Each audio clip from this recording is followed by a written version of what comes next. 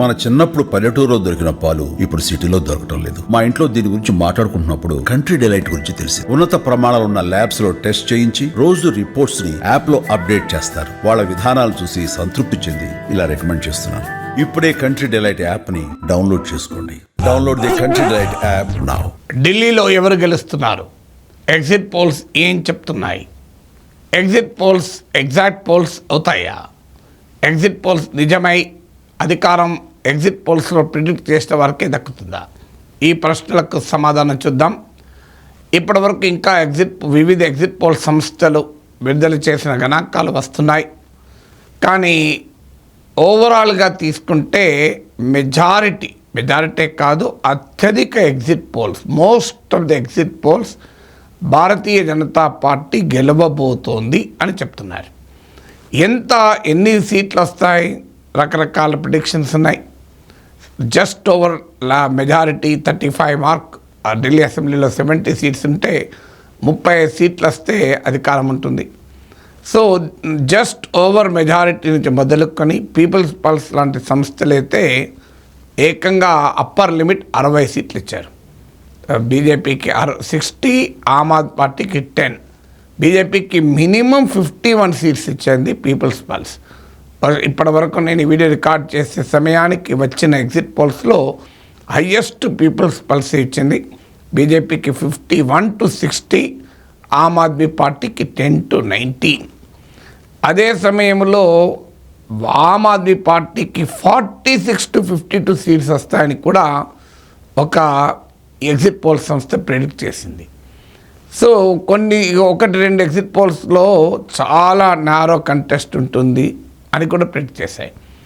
అందువల్ల ఈ నెంబర్స్ కూడా చాలా వేరియేషన్ కూడా ఉంది, ఎన్ని సీట్లు వస్తాయనే దానికి. సో మీకు ఈవెన్ ఎగ్జిట్ పోల్స్ ఇచ్చిన అప్పర్ లిమిట్, లోయర్ లిమిట్ అంటే మినిమం ఇన్ని సీట్లు వస్తాయి, మ్యాక్సిమం ఇంకో ఇన్ని సీట్లు వస్తాయని చెప్తారు. ఆ లిమిట్ కూడా 10 సీట్లు ఇస్తున్నారు. ఉన్నాయే 70 సీట్లు, 10 సీట్లు అంటే అధికారం అటు ఇటు కావచ్చు. ఇప్పుడు ఉదాహరణకు పీపుల్స్ పాలసీ తీసుకుంటే 51 మినిమం, 60 మ్యాక్సిమం అంటున్నారు.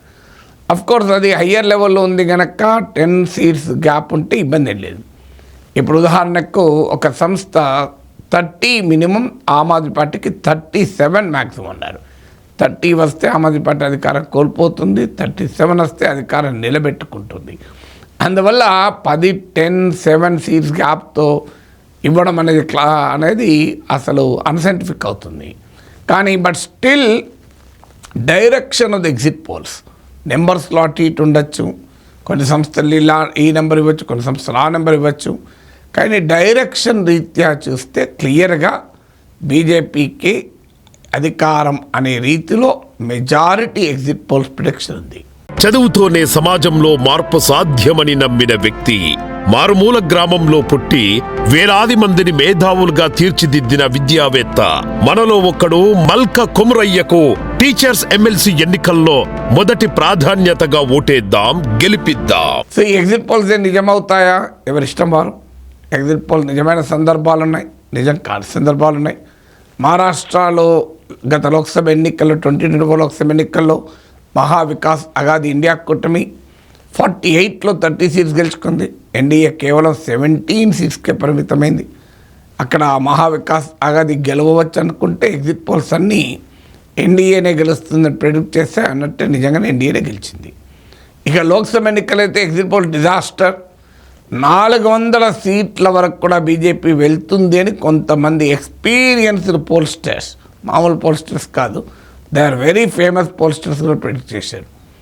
కానీ most of the exit polls బీజేపీకి కంఫర్టబుల్ మార్జిన్ వస్తుందని చెప్పారు. ప్రశాంత్ కిషోర్తో సహా ప్రశాంత్ కిషోర్ కూడా 310 to 320 వస్తాయన్నారు.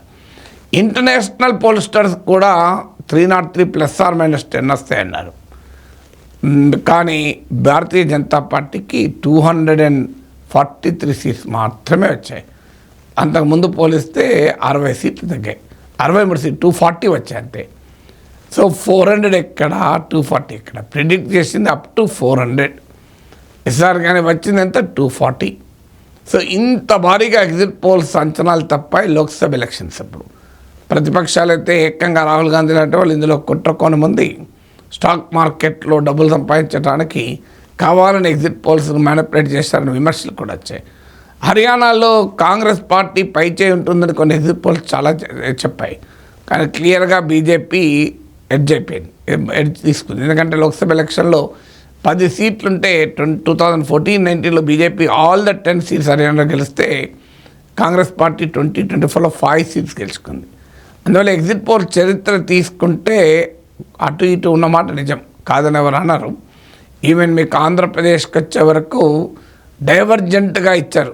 అసలు 20 సీట్లకు పైగా టీడీపీకి ఇచ్చిన వాళ్ళు ఉన్నారు, 20 సీట్లకు పైగా వైసీపీకి ఇచ్చిన వాళ్ళు ఉన్నారు. ఇండియా టుడే, టైమ్స్ నౌ లాంటి ప్రతిష్టాత్మక మీడియా సంస్థలే కంప్లీట్లీ కాంట్రడిక్టరీ రిజల్ట్స్ ఇచ్చారు. సో కానీ ఎవరు కూడా 11 సీట్సే వైసీపీ వస్తుందని ఎవరు ప్రిడిక్ట్ చేయలేదు. ఏ ఏజెన్సీ కూడా ప్రిడిక్ట్ చేయలేదు. ఇంత ఘోరంగా దెబ్బతింటుంది టీడీపీ ఎన్డీఏకి అంత భారీగా విజయం వస్తుందని ఏ సంస్థ కూడా ప్రిడిక్ట్ చేయలేదు. చివరి వరకు టీడీపీకి వైసీపీకి క్లోజ్ ఫైట్ ఉంటుందని దాదాపు అన్ని ఏజెన్సీలు ప్రిడిక్ట్ చేశాయి.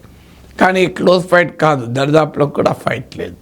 అందువల్ల ఈ ఎగ్జిట్ పోల్స్ ఎంతవరకు ఎగ్జాక్ట్ పోల్స్ అవుతాయి అనే దాంట్లో క్వశ్చన్స్ ఎలాగూ ఉన్నాయి. కానీ ఈసారి ఢిల్లీ ఎగ్జిట్ పోల్స్ యొక్క ఇండికేషన్ ఏంటంటే ఒక క్లియర్ డైరెక్షన్ మాత్రం చెప్తున్నారు. మెజారిటీ పోల్స్టర్స్ 27 ఇయర్స్ తర్వాత బీజేపీ పవర్లోకి రావచ్చు అన్న ఇండికేషన్ ఇస్తున్నారు. మరి ఇదే నిజమైతే ఏమి కారణమై ఉంటుంది? ఖచ్చితంగా యాంటీ ఇన్కంబెన్సీ కారణమవుతుంది. ఎందుకంటే ఇది ఎవరు కాదన్నా అవునన్నా ఢిల్లీలో కేజ్రీవాల్ ప్రభుత్వం పైన రెఫరెండం, ఆమ్ ఆద్మీ పార్టీ పైన రెఫరెండం. కేజ్రీవాల్ కూడా అడిగారు, ఇది నేను నిజాయితీ పరునైతే నాకు ఓటేయండి. అయితే కేజ్రీవాల్ వ్యక్తిగత నిజాయితీపై రెఫరెండం అని నేను అనుకోను. గవర్నమెంట్ పైన ఇది ఒక రెఫరెండం. ఎందుకంటే 2013 నుంచి 2025 వరకు మొదటిసారి అధికారంలోకి వచ్చినప్పటి నుంచి ముఖ్యంగా లాస్ట్ 10 ఇయర్స్ అవిచ్ఛిన్నంగా అరవింద్ కేజ్రీవాల్ అధికారంలో ఉన్నాడు. ఎంతో కొంత యాంటీ ఇన్కంబెన్సీ ఖచ్చితంగా ఉంటుంది. సో ఇక్కడ అసలు రీజన్స్ ఏంటి? If these exit polls are true, నేను ట్రూ కాదో ఫాల్సో నేను చెప్పను కూడా. Let us wait for the results. ఒక 3 రోజులు అవుదాం. కానీ ఇదే నిజమైతే కారణాలు ఏమై ఉంటాయి? ముఖ్యమైన కారణం ఏంటంటే బీజేపీకి ఉన్న strong vote base, popular base, organisational base. BJP ఓడిపోవచ్చు, 27 ఇయర్స్లో అధికారం రాకపోవచ్చు, కానీ BJP was never disappeared from Delhi scene. మీకు వర్స్ట్ కేస్ సినారియోలో కూడా బీజేపీకి 32% ఓటింగ్ వచ్చింది. అంటే బీజేపీ అధికారం వచ్చిందా రాలేదా అన్నది కాదు, బీజేపీ హాజ్ దట్ క్యాపబిలిటీ. అంటే ఆ పొటెన్షియల్ అయితే ఈ 27 ఇయర్స్లో కూడా ఉంది. లాస్ట్ టైం అధికారంలోకి వచ్చినప్పటి నుంచి ఇప్పటి వరకు 32%, 38% ఓటింగ్ బీజేపీకి ఉంది. వర్స్ట్ కేస్ సినారియోలో 3 సీట్ల పరిమితమైనప్పుడు కూడా 70 సీట్స్లో 3 సీట్స్ పరిమితమైనప్పుడు కూడా నియర్లీ 1/3 ఓట్స్ బీజేపీ తెచ్చుకుంది. కానీ ఆమ్ ఆద్మీ పార్టీకి మోర్ దెన్ 50% ఓటింగ్ వచ్చే వరకు 2015లో 70లో 67 ఆప్ గెలుచుకుంది, 2020లో 62 గెలుచుకుంది. కారణం ఏంటంటే ఈ పోలరైజేషన్లో 1/3, 32-33% ఓటింగ్ వచ్చినా బీజేపీ గెలవలేకపోయింది. కాంగ్రెస్ ఓటింగ్ గంపగుత్తగా ఆప్కు కన్వర్ట్ అయింది. 15 ఏళ్ళ అధికారం ఉన్న పార్టీకి 2020లో 4.63% ఓటింగ్ వచ్చింది. అందువల్ల బీజేపీకి ఉన్న ఈ స్ట్రాంగ్ పాపులర్ ఓట్ బేస్, అలాగే ఆర్గనైజేషనల్ బేస్, బీజేపీ లోక్సభ ఎలక్షన్లో 7 సీట్లు గెలుచుకుంటూ కూడా వస్తుంది. అంటే ఎలక్టోరల్ బేస్ ఉంది, పాపులర్ ఓట్ బేస్ ఉంది, ఆర్గనైజేషనల్ బేస్ ఉంది, సారవంతమైన నేల ఉంది, మంచి సూర్యరశ్మి కొడుతోంది, భూమి కూడా మంచిదే, మన విత్తనాలు కూడా మంచివి. ఈసారి పండకపోవచ్చు, కానీ ఇవన్నీ ఉన్నప్పుడు ఎప్పుడోసారి పండుతాయి, పండకుండా ఉండవు. ఏదో ఒకటి ఇందులో తక్కువ పడి పండలేదనుకోండి, నెక్స్ట్ టైం మళ్ళీ పండుతాయి. అందువల్ల బీజేపీకి కూడా వాస్తవంగా ఒక అవకాశం ఎదిగి రావటానికి, అధికారంలోకి రావటానికి ఈ 3 ఫ్యాక్టర్స్: ఎలక్టోరల్ సక్సెస్ ఉన్న చరిత్ర ఉంది Lok Sabha elections, popular vote base ఉంది 32-38%, బలమైన ఆర్గనైజేషనల్ బేస్ ఉంది. ఈ 3 కాస్తంత political situation, correlation of political forces అంటారు, రాజకీయ శక్తుల పొందికలో భూమికలో కాస్తంత చేంజ్ వచ్చినా బీజేపీ అధికారంలోకి రావటానికి అవకాశం ఉన్న పొటెన్షియల్ ఆ పార్టీకి ఉండడం మొదటి కారణమవుతుంది ఎగ్జిట్ పోల్స్ నిజమైతే. రెండవది ఆమ్ ఆద్మీ పార్టీ పైన కేజ్రీవాల్ పైన రెఫరెండం, బీజేపీ నిర్మించిన ఒక పాపులర్ పర్సెప్షన్, భయంకరమైన ప్రాపగండా వార్, ఆమ్ ఆద్మీ పార్టీ నేతల్ని నేరస్తులుగా, అవినీతి పరులుగా, దొంగలుగా సెంట్రల్ ఏజెన్సీ చూపెట్టిన తీరు. కేజ్రీవాల్ అరెస్ట్ అయ్యాడు, Manish Sisodia more than 1.5 years జైల్లో ఉన్నాడు, ఇద్దరు సత్యేంద్ర జైన్ జైల్లో ఉన్నాడు, అలాగే సంజయ్ సింగ్ రాజ్యసభ సభ్యుడు జైల్లో ఉన్నాడు. ఇలా ఆ ప్రభుత్వము అవినీతికి వ్యతిరేక పోరాటంలో పుడితే ఇది ఒక అవినీతికర పార్టీ అని ఒక బలమైన పాపులర్ పర్సెప్షన్ను బీజేపీ జనాల్లో నమ్మించగలిగింది. ఇందులో కొంత ట్రుత్ కూడా లేకపోవచ్చు. ఆమ్ ఆద్మీ పార్టీ అవతరించిన నాటి దాని ప్యూరిటీ, ప్రోబిటీ పబ్లిక్ లైఫ్లో ఆ తర్వాత లేదు. It also like any other పార్టీగా మారిపోయింది. కాంగ్రెస్ నుంచి, బీజేపీ నుంచి ఎవరు పడితే వాళ్ళని తీసుకున్నారు. ఆమ్ ఆద్మీ పార్టీ నాయకులకు కూడా ఎటు పడితే అటు పార్టీ బిరాయించారు. కైలాస్ గెలాట్ సీనియర్ మంత్రి ఎలక్షన్లో చివరి దశలో బీజేపీలో చేరాడు. ఈ మధ్య 7 ఎమ్మెల్యేలు చేరారు. రాజ్యసభ సభ్యురాలు స్వాతి మాలేవాల్ తిరుగుబాటు చేశారు. So Aam Aadmi Party is also like any other party. ఈ పార్టీలో ఉన్న వాళ్ళు ఇంకో పార్టీలో పోతారు, ఇంకో పార్టీలో ఉన్న వాళ్ళు ఈ పార్టీలోకి వస్తారు. సో ఆమ్ ఆద్మీ పార్టీకి ఉన్న ఒక క్లీన్ పాలిటిక్స్, ప్యూర్ పాలిటిక్స్, అధికారం కొరకున్న పాలిటిక్స్ కాదు, మార్పు కొరకు వచ్చిన పాలిటిక్స్ అన్న యునీక్ క్యారెక్టర్ కాస్త, యునీక్ ఐడెంటిటీ కాస్త ఆమ్ ఆద్మీ పార్టీ ఈ 10-12 years యొక్క ప్రస్థానంలో కోల్పోయింది. సో ఈ యునీక్ ఐడెంటిటీ కోల్పోయినప్పుడు ప్రజలు ఒక రాడికల్లీ డిఫరెంట్ చాయిస్గా ఆప్ను భావించలేదా? ఒకవేళ ఈ ఎగ్జిట్ పోల్ నిజమైతేనే, లాస్ట్ మళ్ళీ చెప్తున్నా, ఒకవేళ ఏ కండిషన్ సప్లై లాగా ఒకవేళ ఈ ఎగ్జిట్ పోల్స్ నిజమైతే ఇది రెండో కారణం ఏంటిది. మూడవది బీజేపీ ఓట్ బేస్ ఇంప్రెగ్నబుల్, అంటే ఛేదించడానికి వీలు లేని ఓట్ బేస్.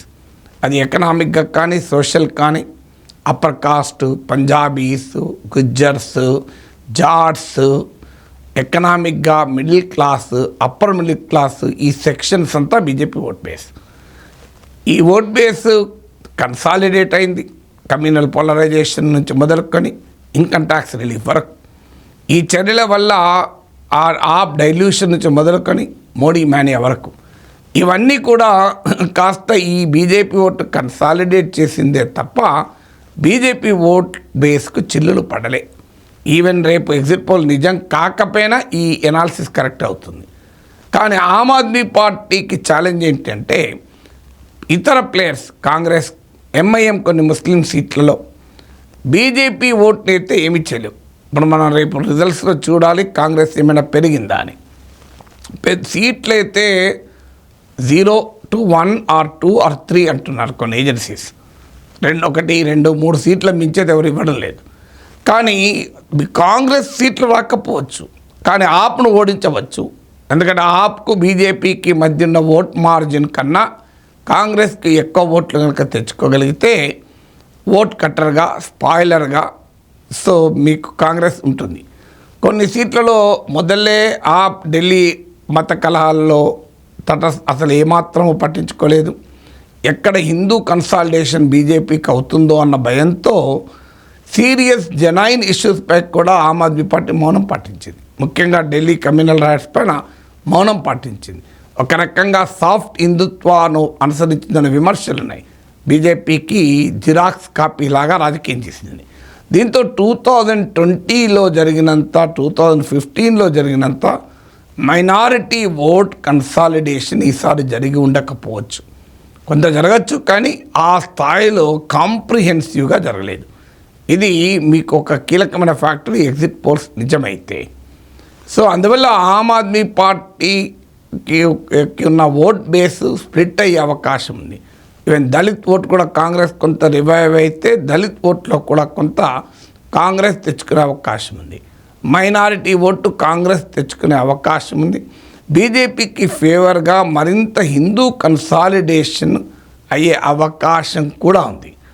అందువల్ల మీకు ఇక పేద వర్గాలు, మీకు ఢిల్లీలో ఉన్న ఎకనామిక్ సోషల్ డెమోగ్రఫీ ఏంటంటే ఉదాహరణకు ఒక 16% లోక్నీతి సిఎస్డిఎస్ వల్ల అధ్యయనం ప్రకారం 16% ఆఫ్ డెల్హైట్స్ కాస్త పాష్ ఏరియాలో, గేటెడ్ కమ్యూనిటీలో, రెసిడెన్షియల్ వెల్ఫేర్ సొసైటీస్ ఉన్న ప్రాంతాల్లో ఉంటారు. అప్పర్ మిడిల్ క్లాస్ అండ్ పాష్ ప్రాంతాల్లో.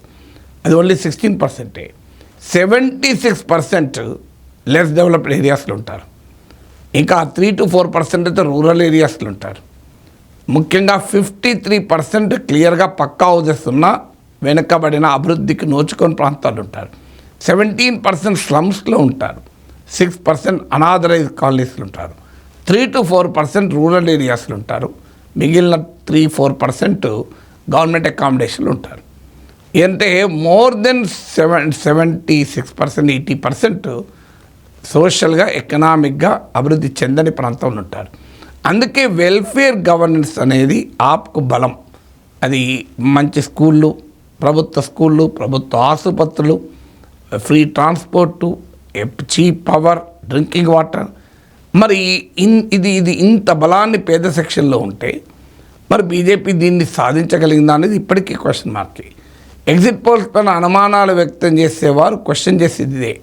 అయితే మీరు అనొచ్చు, జగన్ సంక్షేమ పథకాలు ఇచ్చి ఓడిపోయాడు, 11 సీట్లకే పరిమితమయ్యాడు, 2.5 లక్షల కోట్లు పంచాడు. కేసీఆర్ సంక్షేమ పథకాలు అమలు చేసిన గ్రామీణ ప్రాంతాలనే కొట్టుకుపోయాడు. అంటే వెల్ఫేర్ స్కీమ్స్ గతంలో లాగా ఓట్లు తెచ్చే పరిస్థితులు లేదా? అందులో బీజేపీకి కూడా అప్పటిదాకా ఆమ్ ఆద్మీ పార్టీని ఉచితాలని, ఫ్రీబీస్ అని, రేవడీ కల్చర్ అని విమర్శించిన బీజేపీ అంతకన్నా ఎక్కువిస్తామని ఆమ్ ఆద్మీ పార్టీతో పోటీపడింది. సరిగ్గా ఆంధ్రప్రదేశ్లో జగన్ ఇస్తానంటే నేను అంతకన్నా ఎక్కువిస్తానంటూ సూపర్ 6తో చంద్రబాబు వస్తే జనం చంద్రబాబుని నమ్మారు. కేసీఆర్ ఇచ్చే దానికన్నా 6 గ్యారంటీ చెప్పట మేమే ఎక్కువిస్తామంటే కాంగ్రెస్ను నమ్మారు తెలంగాణ ప్రజలు ఒకప్పట్లాగా ఇచ్చినంత సంతృప్తి చెందుతలేరు. ఇంకా ఎవరు ఎక్కువిస్తారో అని అటు ఇటు చూస్తున్నారు. బహుశా అదేమైనా ఆమ్ ఆద్మీ పార్టీని దెబ్బతీసిందా? కానీ ఆమ్ ఆద్మీ పార్టీ కేవలం బటన్ నొక్కే పథకాలే కాదు, గవర్నెన్స్లో కూడా కీలకమైన మార్పులు తెచ్చారు. స్కూళ్ళు, మొహల్లా క్లబ్స్ ఇందుకు ఉదాహరణ. అందువల్ల మొహల్లా వెల్ఫేర్ గవర్నెన్స్ కీలకం. తర్వాత ఈ 10 ఏళ్లలో అనుభవం ఏంటంటే ఢిల్లీ ప్రభుత్వానికి, కేంద్రానికి ఘర్షణ. తప్పు ఎవరిదైనా కానివ్వండి, ఖచ్చితంగా తప్పు కేంద్రానికి, అనుమానం లేదు. ఢిల్లీ ప్రభుత్వాన్ని అసలు పని చేయకుండా చేసింది. ఈవెన్ క్లర్కుల్ని ట్రాన్స్ఫర్ చేసేటువంటి అధికారం కూడా ముఖ్యమంత్రి లేకుండా చేసిండు. కానీ ప్రజలకు మాత్రం ఒక పాపులర్ నెరేటివ్ ఏం పోయి ఉండాలి అంటే, ఏంది ఎప్పుడు గొడవేనా, ఎవరి తప్పు తర్వాత సంగతి, ఎప్పుడు గొడవేనా అన్నప్పుడు విసిగెత్తడం మొదలు పెడతారు ప్రజలు. పోనీలేండి, డబుల్ ఇంజన్ సర్కార్ వస్తే గొడవ ఉండదు కదా, రోజు ఈ పంచాయతీ ఉండదు కదా, పోనీయండి అని ఏమైనా అనుకున్నారా? సో ఇలా ఒక్కొక్క ఫ్యాక్టర్ను మనం అనలైజ్ చేయాలి. ఓటింగ్ వచ్చాక ఎగ్జిట్ పోల్స్ పైన మనము బాగా ఎక్కువ అనలైసిస్ చేసిన ఉపయోగం ఉండదు. లెట్ us వెయిట్, రిజల్ట్స్ వస్తాయి, ఓటింగ్ ప్యాటర్న్స్ వస్తాయి, ఓటింగ్ జాగ్రఫీ ఎలా ఉంది అనేది, అది ఎక్కడ ఏ సీట్లలో ఎక్కడ ఓట్లు పడ్డాయి, ఏ పార్టీ ఓట్ కట్టర్గా పనిచేసింది, ఏ పార్టీ వెనకాల ఏ సెక్షన్ కన్సాలిడేట్ అయింది, ఇవన్నీ చూస్తే మరింత లోతుగా విశ్లేషించగలం. But as of today BJP should feel happy. ఎందుకంటే మెజారిటీ ఎగ్జిట్ పోల్స్ బీజేపీ గెలుస్తాయని చెప్తున్నారు. ఆమ్ ఆద్మీ పార్టీ సహజంగానే వీటిని తిరస్కరిస్తుంది. This are all trash, nonsense. 2024లో 400 వస్తాయని చెప్పలేదా? హర్యానాలో కాంగ్రెస్ గెలుస్తాను అనలేదా అని వాళ్ళు చెప్తారు. Everybody has his own take on exit polls. నా టేక్ మాత్రం ఎగ్జిట్ పోల్సే.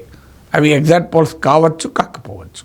అయితే ఈ ఎగ్జిట్ పోల్స్లో ఒక సర్ప్రైజ్ ఎలిమెంట్ కూడా ఉండే అవకాశం ఉంది, కొట్టిపారలేం. మీరు స్క్రీన్ పైన చూశారు. దాదాపు 10 ఎగ్జిట్ పోల్ సంస్థలు ఇచ్చిన ప్రిడిక్షన్ను చూపెట్టాను. ఇందులో పోల్ ఆఫ్ ద పోల్స్ అంటారు. అంటే ఈ 10 ఎగ్జిట్ పోల్ సంస్థలు ఇచ్చిన ఫిగర్స్ ఎవరేజ్. ఈ ఎవరేజ్ చూస్తే ఆమ్ ఆద్మీ పార్టీకి 30 సీట్స్, బీజేపీకి 39 సీట్స్, 1 సీటు కాంగ్రెస్. అంటే పోల్ ఆఫ్ ద పోల్స్ చూస్తే చాలా గ్యాప్ వెరీ వెరీ నారో. ఒక 5 సీట్లు అటు ఇటు అయితే మొత్తం మారిపోతుంది, అధికారమే మారిపోతుంది. అందువల్ల బాగా నారో మార్జిన్స్లో కూడా ఉండొచ్చు. ఈవెన్ అరవింద్ కేజ్రీవాల్ కూడా ఇంటర్వ్యూలో చెప్పింది, ఖచ్చితంగా మేము రిపీట్ చేస్తాం 2015 2020 అనలే. కొన్ని సీట్లు అటు ఇటు తగ్గచ్చు పెరగచ్చు, కానీ కంఫర్టబుల్ మార్జిన్తో గెలుస్తాం అని కేజ్రీవాల్తో సహా ఆప్ నేతలు చెప్పారు. సో ఆమ్ ఆద్మీ పార్టీ నేతలు కేజ్రీవాల్ మాటలు చూస్తే they were prepared to for a cut, కొన్ని సీట్లు తగ్గుతాయి అని అంచనాలో క్లియర్గా ఉన్నారు. అందువల్ల కొన్ని సీట్లు తగ్గుతాయి అనే అంచనాలో ఉన్నారు, కానీ ఓడిపోతారనే అంచనాలో ఆమ్ ఆద్మీ పార్టీ లేదు. అందువల్ల నారో మార్జిన్తో చాలా సీట్లు ఉండే అవకాశం కూడా ఉంది. ఆ నారో మార్జిన్లో కాస్తంత అటు ఇటు అయినా ఆ సీట్ ఎటైనా కావచ్చు. ఇదొక ఛాలెంజ్ ఉంది. తర్వాత ఆమ్ ఆద్మీ పార్టీ ఓటర్లు ప్రధానంగా పేద ఓటర్లు, దళిత్ ఓటర్సు, పక్కా ఇల్లు లేని వాళ్ళు, అభివృద్ధి చెందని అండర్ డెవలప్డ్, లెస్ డెవలప్డ్ కాలనీస్లో ఉన్నవాళ్ళు. బీజేపీకి బలమైన vote base middle class, upper middle class, upper caste, gated communities, posh ఏరియాలు, ఈ ఓటర్లు ప్రధానంగా బీజేపీ వెనకాలన్నారు. సాధారణంగా పోల్స్టర్స్ ఏ ఓట్ను క్యాప్చర్ చేసింది అనేది కూడా క్వశ్చన్. ఎవరు వోకల్గా తమ అభిప్రాయం చెప్పారన్నది కూడా question. We really don't know. So ఎవరిని it can mean both sides. పేదవాళ్ళు, కేంద్ర ప్రభుత్వము, బీజేపీ ఆధిపత్యము, లెఫ్టినెంట్ గవర్నర్ అణచివేత, కేజ్రీవాల్ లాంటి వాళ్ళనే లోపలేశారు. ఈ నిర్బంధం చూసి ఆమ్ ఆద్మీ పార్టీకి ఓటు వేస్తామని ధైర్యంగా చెప్పారా లేదా?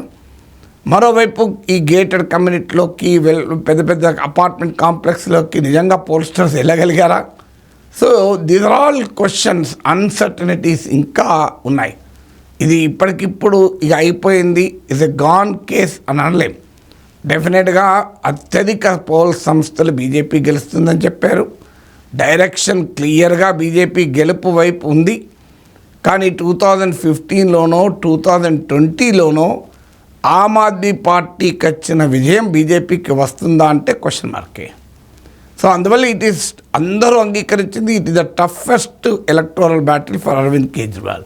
కేజ్రీవాల్ జీవితంలో ఎదుర్కొనే అత్యంత కష్టమైన ఎన్నిక ఇది అని ఎవరికీ అనుమానం లేదు. అందువల్ల స్టిల్ అయిపోయింది రిజల్ట్ అని ఈ ఎగ్జిట్ పోల్ చూస్తే మనం చెప్పలేము. బట్ బీజేపీ ఈజ్ రిలేటివ్లీ ఒక పాజిటివ్ వాతావరణంలో ఉంది. అందుకే ఖచ్చితంగా రిజల్ట్స్ వచ్చేదాకా మనము ఏ ప్రిడిక్షన్ను నేనైతే చేయడం లేదు.